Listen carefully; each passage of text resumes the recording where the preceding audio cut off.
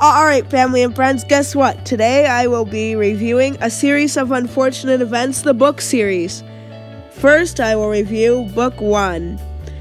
Alright, the plot is, after the Baudelaire's mansion burns down and their parents perish in the terrible fire that destroyed their whole entire home, Mr. Poe retrieves them from Briny Beach and tells them of the unfortunate news, and they are sent to live with a distant relative named Count Olaf. Count Olaf is a terrible man who made them do horrible chores that aren't meant to be done by children,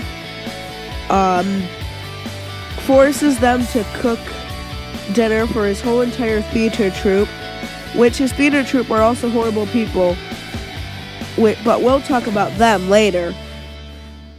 And then Count Olaf tries to make Violet marry him in a play. When she refuses, Count Olaf dangs their little sister Sunny from his window tower room, but his plan of marrying her does backfire when Violet signs the wedding document in her left hand instead of right hand, saving them all. Now about the characters. Violet Baudelaire is the first orphan, and she likes to invent, and you know she's thinking of an invention when she ties her hair up in a ribbon. Klaus Baudelaire loves to read books, and his information that he learns from books helps them a lot during the series. Sunny Baudelaire likes to bite things with her 4 sharp teeth, saving them from many situations as well. And Count Olaf has one long eyebrow and a tattoo of an eye on his left ankle. Count Olaf's evil comrades or friends are, the first one is the hook-handed man who has hooks instead of hands. There's a bald man with a long nose. Then there's an enormous man who looks like neither a man or a woman. And then there are 2 women that put powder all over their faces. And they all help Olaf in his evil plan in the first book, The Bad Beginning, where they live with Count Olaf. And it's a very sad beginning to live with Count Olaf and have to force to do all these things, and Violet Baudelaire almost getting married. It was a sad book, but amazing to read.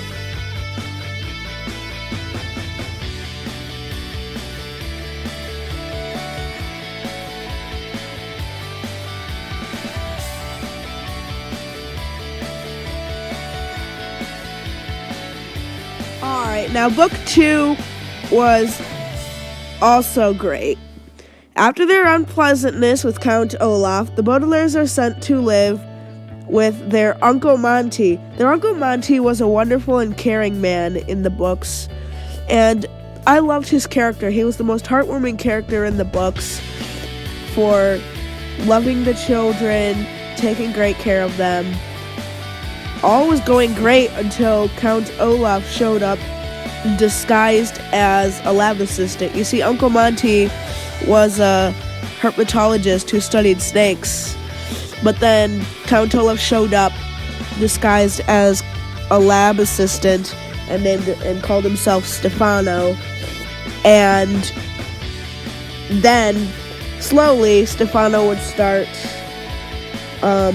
harming Uncle Monty in many ways, like throwing a lamp out the window over Uncle Monty's shoulder, blaming Klaus. And then we got the most sad part of the book. On the morning that they're supposed to leave for Peru with their Uncle Monty and Stefano, they go to the reptile room where all Uncle Monty's reptiles are, and they find him dead. And Stefano, aka Count Olaf, tries to smuggle them out of the city to Peru, where they run into Mr. Poe. And Mr. Poe is the man who is in charge of showing the Baudelaires where they will live and taking them there. At first, Mr. Poe doesn't believe that Stefano is Count Olaf until they prove it by proving that Stefano, aka Count Olaf, murdered Uncle Monty, which the murder part was a very sad thing.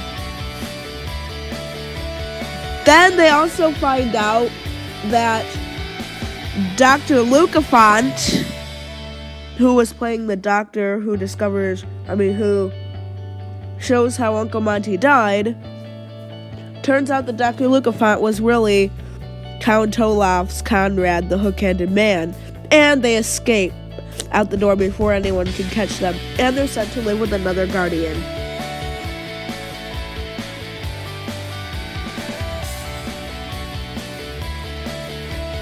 After the death of their Uncle Monty, they are sent to live with their Aunt Josephine, a terrified woman.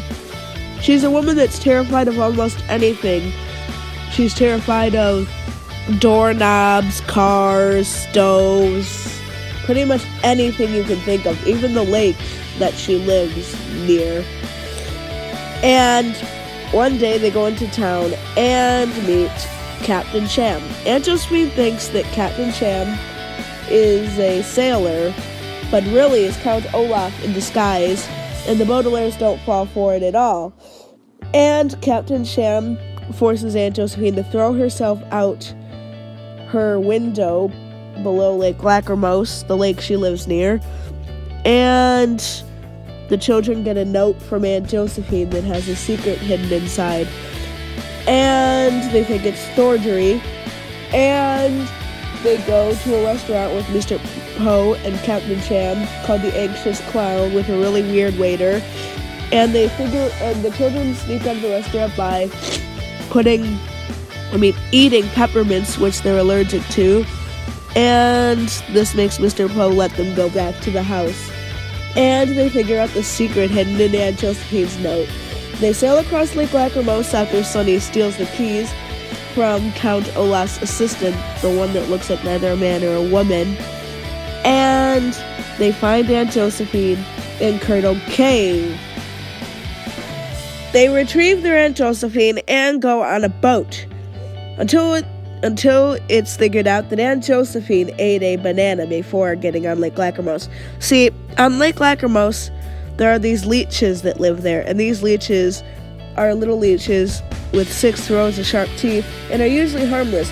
But if you get in Lake Lachrymose before it's been an hour after you've eaten, the Lake Lachrymose leeches will try to attack you and kill you. Lake Lachrymose leeches try to attack the boat that the Baudelaires orphans are on with their Aunt Josephine, and then Captain Sham saves them, but after a while throws Aunt Josephine over to the leeches where they kill her. Then they go back to the dock and park their boat, and Mr. Poe doesn't believe Captain Sham is Count Olaf until Sonny bites off the peg leg he is wearing, and Count Olaf escapes. Alright, so book 4 is called The Miserable Mill. The children are sent to live at Lucky Smiles Lumber Mill, where they meet the very mean owner named Sir, who's very strict, and his very friendly partner Charles, who never wins against an argument against the two owners of Lucky Smiles Lumber Mill. They meet a very friendly worker named Phil, and the Lucky Smiles Lumber Mill is where you are forced to chop wood into logs and trees and all sorts of stuff, and much more dangerous stuff that children shouldn't be doing. They try not to work, but Sir forces them. And one day, Klaus is forced to break his glasses when the handyman, looking for katana, whatever, trips on Klaus, and Klaus's glasses shatter. And Klaus goes to Dr. Orwell's office, where he is hypnotized, and Violet has to unhypnotize him. And by the time he's unhypnotized, there's already been 2 accidents at Lucky Smiles Lumber Mill caused by the hypnotized Klaus. Sir no longer wants to care for the children, and Mr. Poe comes to Lucky Smiles Lumber Mill to retrieve them. Count Olaf, disguised as a woman named Shirley, escapes out the window, along with his associate, the bald man with the long nose, pretending to be the handyman of Lucky Smiles Lumber Mill. And after this, the children are sent to boarding school.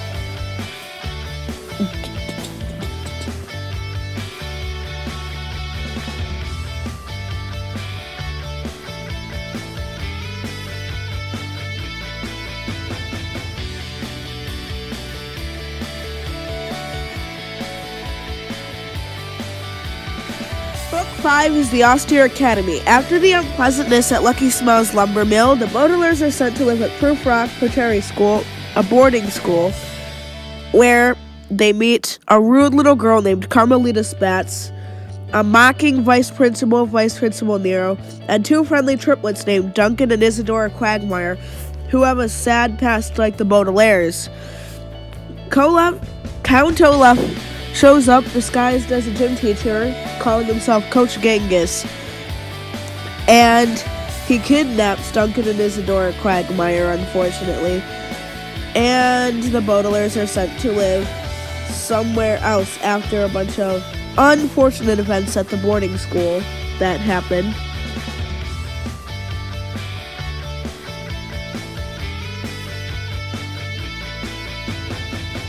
Book 6 is the Ersatz Elevator, where the Baudelaires are sent to live with Jerome and Esme Squalor. Esme is an evil villain like Count Olaf. Jerome, a clueless man. Count Olaf shows up disguised as an auctioneer named Gunta, and the Baudelaires search for him but can't find him after a mystery of the doorman saying he didn't leave the building. While searching for him, they climb down the elevator shaft, finding Duncan and Isadora Quagmire, who Olaf kidnapped, at the bottom. They walk through the passageway and find their burnt-down home. And when they get to the inn auction, Count Olaf and Esme Squalor whisk Duncan and Isadora Quagmire out of the city.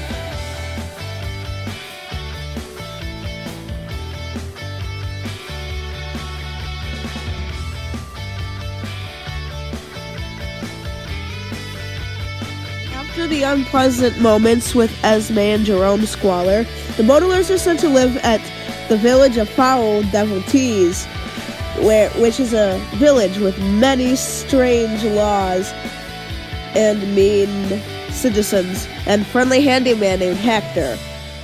And a lot of the laws prevent the Baudelaires from doing what they enjoy in their personalities. The Baudelaires are then accused of murder after Count Olaf shows up in disguise as a detective, and Esme Squalor, a police officer, and the Baudelaires are locked up in jail. They escape and save Duncan and Isadora Quagmire from Foul Fountain, and try to escape with Hector and his invention, the self-sustaining hot air mobile home, to escape the city. Duncan and Isadora luckily escape, but not the Baudelaires. They're still accused of murder and escape the city like Count Olaf and Esme. Book 8 is the Hostel Hospital. After the unfortunate events in the village of Foul Devotees, the Baudelaires follow the volunteers fighting disease to a hospital, and they are forced to do paperwork in the Library of Records, where they work on paperwork with this old man named Hal until they find a Baudelaire. They find the Snicket file, which has a bunch of secrets about their parents. Esme Squalor and Count Olaf are also after it, and the Baudelaires escape with their lives. Count Olaf and the hook-headed man were trying to murder Violet Baudelaire by chopping off her head. The Baudelaire siblings escape through a fire that Olaf set, and Olaf blamed the Baudelaires for the fire, and the Baudelaires sneak in the back of Count Olaf's car and escape with their lives.